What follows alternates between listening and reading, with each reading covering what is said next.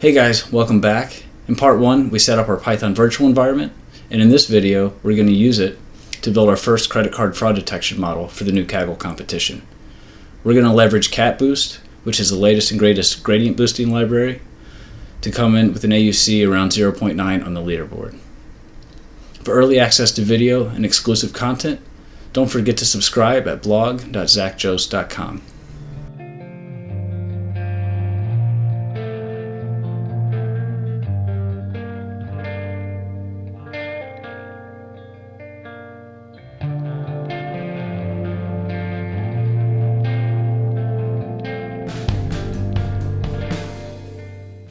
Alright, let's get started by taking a look at the Kaggle page for the data.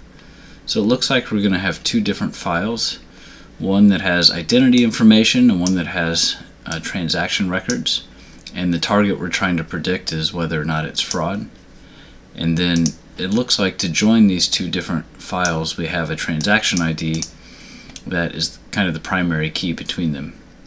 So this page is good in that it lays out the categorical features explicitly.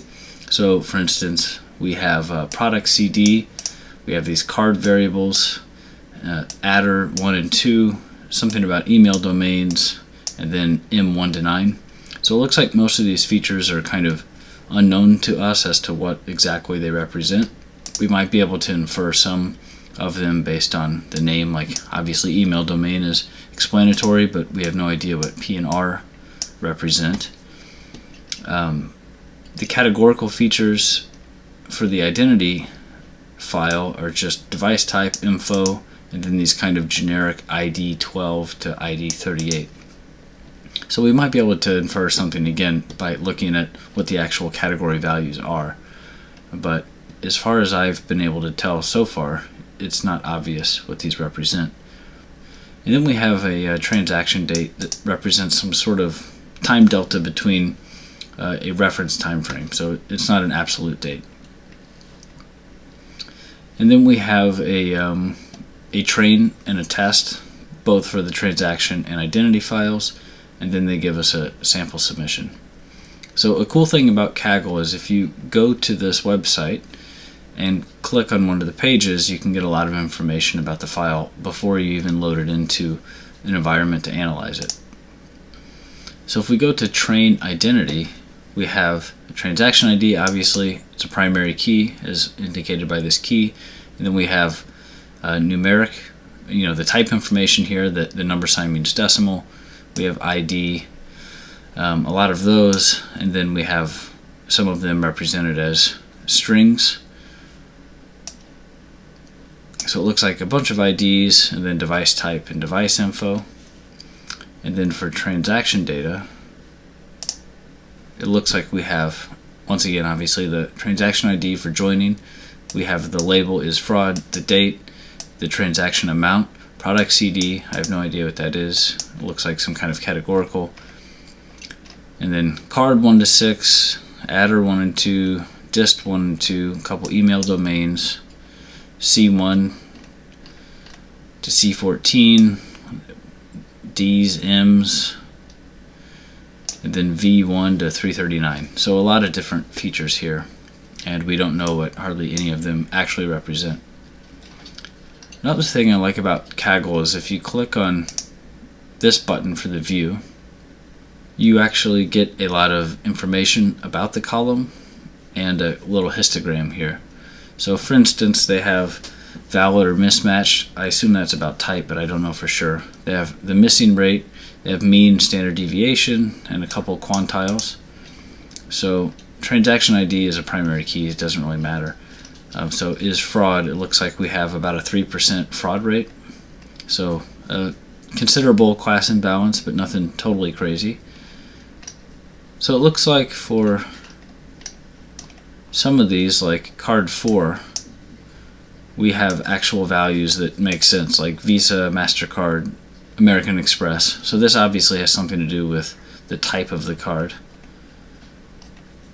Some of them are less intuitive, like card 1, it's just an integer with a bunch of different values. So we might be able to reason about some of these, and others will just have to remain a mystery. with something like email domain, we can feature engineer things by playing some games. Like, for instance, with domains, we know .com typically corresponds to something in America, but .ru, for instance, might be Russian. So we might imagine using this column to split and form additional features based on that. Alright, so now that we have a basic feel for the data, let's go ahead and get it in our notebook environment and try to build a simple model. If you tuned in last time, I created this notebook just to test the imports. Everything else is new code, and I want to go ahead and step through that. There's nothing complicated going on here. So at first I created this helper function for creating column names, because if you look at the original data set, there's a lot of things like card 1 to 6, and with the I think there's a V like 1 to 300 something. So I didn't want to copy and paste this or directly type it out. So I just created this function where you pass in a base string, a starting integer, and an ending integer, and create these things. So for instance, if you pass in card and 1 to 6, you get card 1 through card 6. So here I went ahead and specified all of the categorical columns as listed in the Kaggle page that enumerates all of these. I also put something in the ID columns because these are not going to be used for features.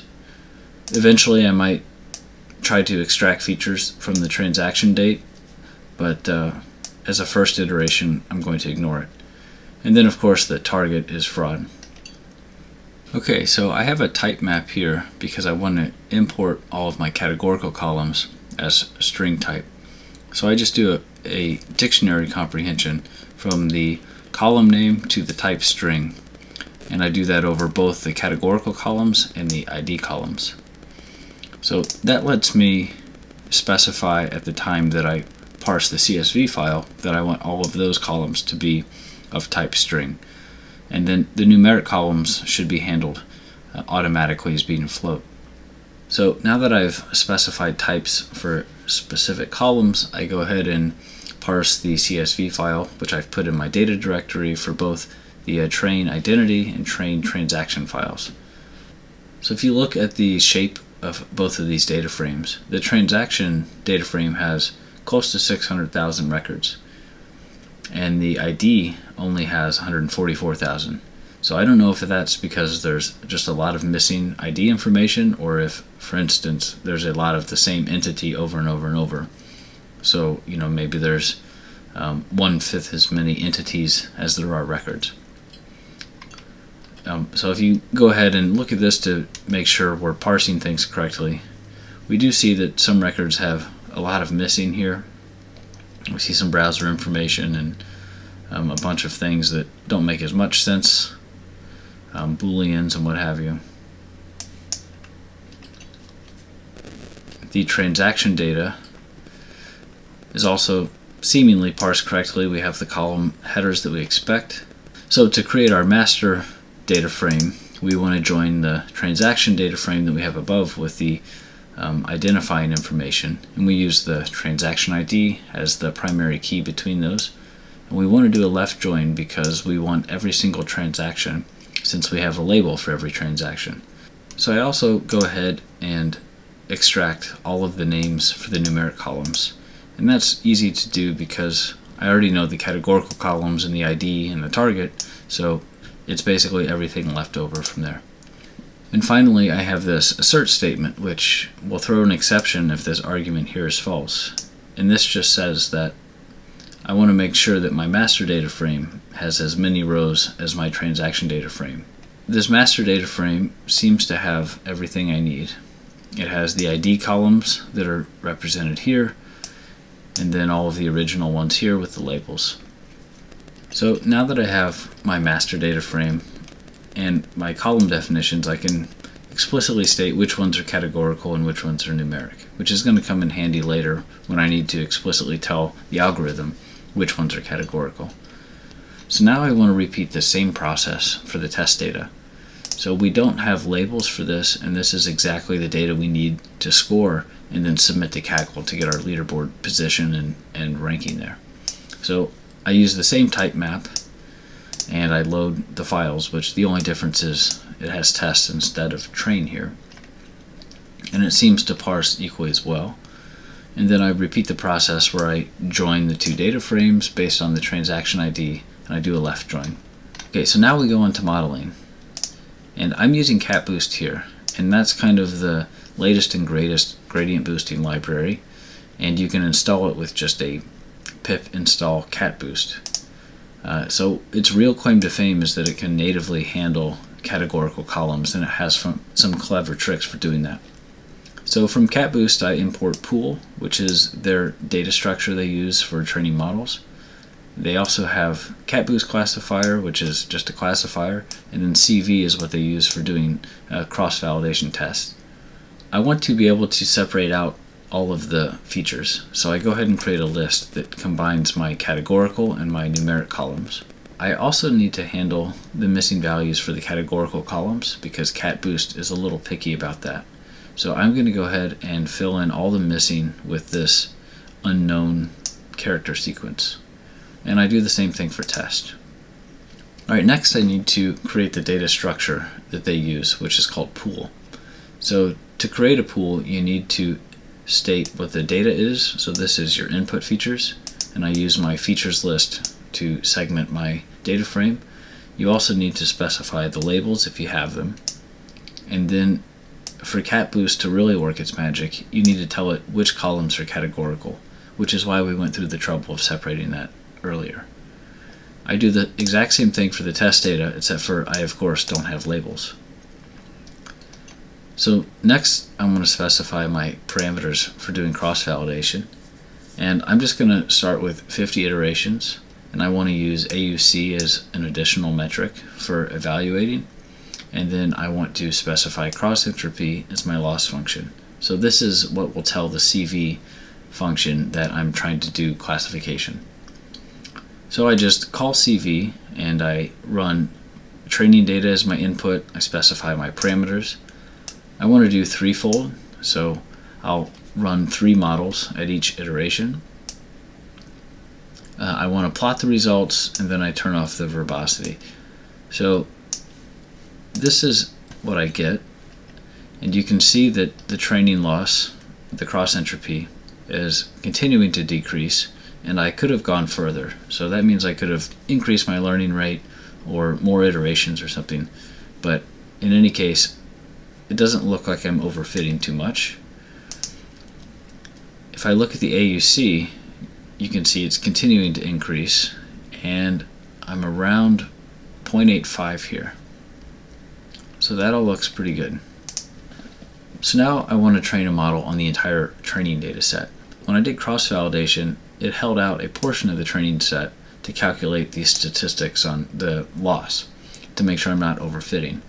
But since I'm confident I'm not overfitting, I can go ahead and use the whole training set and build a single model. And when I do that, I see that the loss continues to decrease as expected, but I don't have the nice evaluation metrics since I don't have a validation data set. So now that the model's fit, I go ahead and use it to make predictions on the test data set. And I extract the probability for the positive class. And I use that as my isFraud label, because the submission to Kaggle requires 2 columns. One is the transaction ID, and another is the estimate for isFraud. So I go ahead and export that to a CSV that I'm calling submission v1, and then I'll upload this to Kaggle as my submission. Okay, so this submission got me a score of 0.9089. I previously had a score submitted of 8896, and in that case I had a mistake where I had overwritten all of the data in the categorical columns. So I went ahead and fixed that, and so I'm getting 9089. That gets me a position of 1262, and that's out of like 1500. So not amazing, but not bad. The best in class right now is 0.95. Okay, tune in next time and we'll see how some other modeling methods can improve our score.